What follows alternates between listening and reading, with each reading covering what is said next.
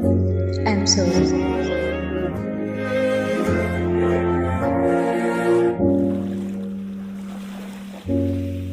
Let's break up.